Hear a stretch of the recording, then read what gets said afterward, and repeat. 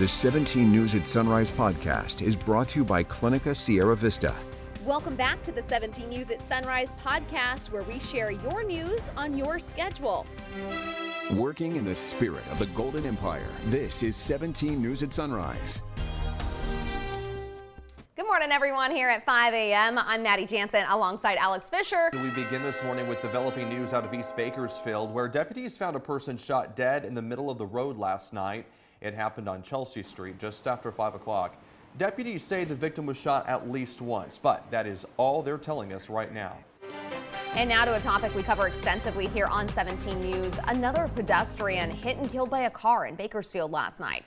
It happened around 9:30 at the intersection of California Avenue and Real Road. Paramedics tried to save the victim's life, but it was too late. The driver stayed at the scene, and investigators are still trying to figure out what led up to this crash. The family of a woman killed in a crash by a wrong-way driver is calling for justice. It happened last month, and no criminal charges have been filed so far. Police say a man was driving on Campus Park Drive when he veered into the wrong side of the road, plowing into another car. 66-year-old Gayla Price was killed. Investigators say the man was driving at least 100 miles per hour. Now, Price's son and daughter are speaking about the crash later this morning, along with their attorneys, and they're going to talk about their mother as they call for justice in her death. 5:06 is your time now in your 17 Court Watch. It is a big day in the high-profile case of Wendy Howard, who's set to be sentenced later this morning. Domestic violence survivors and allies from all over have been closely monitoring this trial. Back in October, a jury acquitted Howard of murder in the shooting death of her ex-boyfriend. Howard claims she feared for her life and shot him in self-defense. However, jurors deadlocked on the charge of voluntary manslaughter. Howard accepted a plea deal last month instead of facing another trial, and now we're just hours away from what is set to be her sentencing. 5:06 now, and we are learning more about the mass shooting in Mojave that left 4 people dead. But more than 72 hours after shots were fired, police say they still don't have any lead suspects or a motive. The sheriff's office has identified the victims. 3 of them are Mojave natives in their 30s. The other is 20 years old and from California City. We're still working to find the relationship between the 4 people, but they were shot and killed inside an RV parked in a dirt lot Sunday night. Investigators are asking anyone with information to come forward, even if they think that information may not be crucial to the investigation. And we have dramatic new video this morning showing the moments deputies arrested a recent parolee accused of killing 2 people last month. Get on the ground! Get on the ground! Help toward me now! Investigators say Brian Castellon shot and killed 2 men on South Union Avenue last month. He ran from the scene and broke into a couple of homes a couple blocks down the road. Video shows he severely cut his hand when he shattered the glass at that home. Prosecutors say he tried to steal the homeowner's car at gunpoint but was not able to drive it. Court documents show Castellon is a Mexican mafia member who was released from prison 1 week before the deadly shootings. Hollywood writers are bracing for a long fight as they continue to picket for pay and job security. On Tuesday, they marked the first Hollywood strike in 16 years. 11,500 members of the Writers Guild of America stopped working when their contract expired. The union is seeking higher minimum pay, more writers per show, and less exclusivity on single projects, among other demands.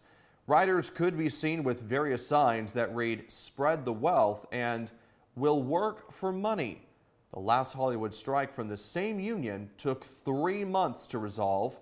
If a strike persists through the summer, fall TV schedules could be upended. As California faces a massive teacher shortage, one state lawmaker has introduced a bill calling for public school educators and staff to receive a major salary increase.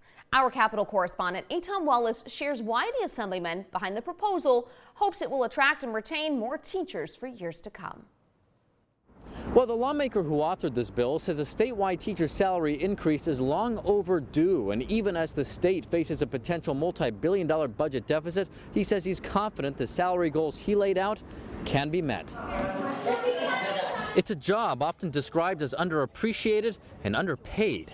the job of a teacher. You can just go right here to oversaw. But Torrance Assembly member Al Maratsucci says a new bill he's authored seeks to change that. We need to make sure that teachers, school staff can afford to live in the communities that they work in. Specifically, his legislation calls for the state to increase pay for public school teachers and school staff members by 50% come 2030. School districts would be required to play a large role and report to the state about progress made in achieving the pay increase goal. We back our teachers. We want to support our teachers, and we want to put our money where our mouth is.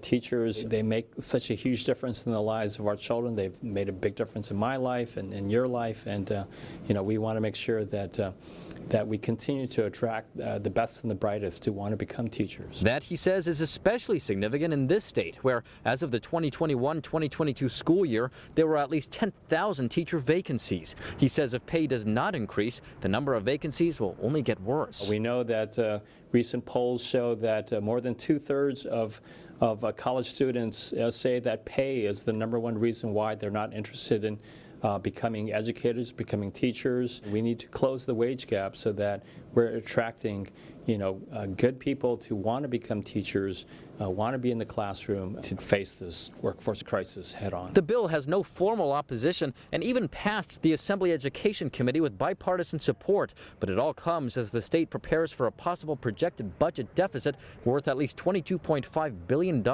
Are you confident this can be funded? Yes, we've done this before. He points out for now, his legislation merely sets funding targets for the next 7 years. That, he argues, will give the state time to come up with a plan to determine how it will pay for his proposal. The end goal? To provide the best education we can for every child. And we reached out to the governor to get his take on this proposal, especially as the state faces a potential multi-billion-dollar budget deficit, but his office says he does not comment on pending legislation. Reporting at the state capitol, Eitan Wallace, 17 News. Another emotional day in court in the trial of Triselle and Jacqueline West, the parents accused of murdering 2 of their adopted sons more than 2 years ago. And yesterday, Triselle West's mother testified via Zoom. Wanda West said she thinks she last saw Orrin and Orson in February 2020.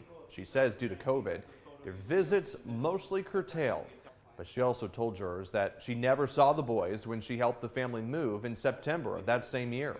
She just assumed that they were with Jacqueline's mother. 5 days before the boys were reported missing, Wanda West asked her son for a picture of his whole family, saying that's what she wanted for Christmas, but she never got that photo. The prosecution claims the boys were killed months before they were ever reported missing. And just a reminder, KGET.com's court reporter Jason Katowski is providing daily updates from the courtroom on our Twitter account. You can also find more on the testimony and the events leading up to it on our website, KGET.com. Investigators are looking into a fire at a vacant building in South Bakersfield. City fire crews responded around 3:30 yesterday to Birchfield Avenue near Rexland Acres. Crews could be seen dousing the flames with a steady stream of thick smoke pouring from the home. No word on how the fire began or if anyone was hurt.